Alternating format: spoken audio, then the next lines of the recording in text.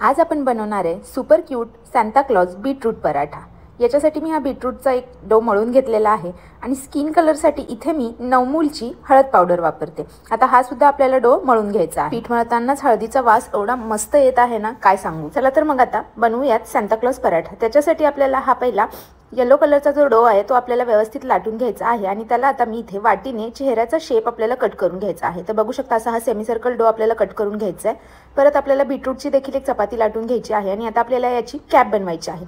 तर आपण याला व्यवस्थित कॅपच्या आकारामध्ये कट करून घेऊया। बघू शकता इथे मी पिझ्झा कटरने हा व्यवस्थित कॅपचा शेप देऊन घेतलेला आहे। मी नाकासाठी असा छोटूसा गोल लावलेला आहे आणि डोळ्यांसाठी इथे मी काळी मिरीचा वापर केलेला आहे। अशा प्रकारे आपला सांता क्लॉज पराठा रेडी आहे। तर हा पराठा भाजण्यासाठी आज मी यूज करणार आहे नवमूलचं थारपकार गाईंचं तूप। खूप सुंदर वास येतो आणि कन्सिस्टन्सी देखील तुम्ही बघू शकता। हा पराठा शेकताना देखील मला या तुपाचा एवढा घमघमाट सुटलेला।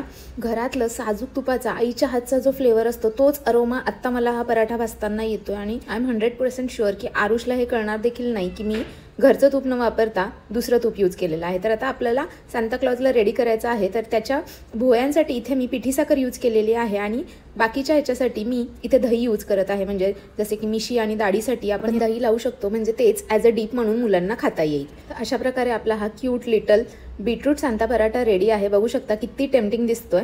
जर तुम्हाला पण असेच ऑर्गॅनिक प्रोडक्ट्स मागवायचे असतील तर तुम्ही नवमूलच्या वेबसाईटवर जाऊन ऑर्डर प्लेस करू शकता।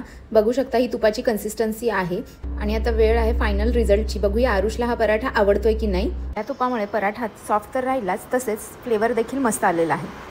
तर तुम्ही देखील नक्की ट्राय करा हा क्यूट लिटल सांता।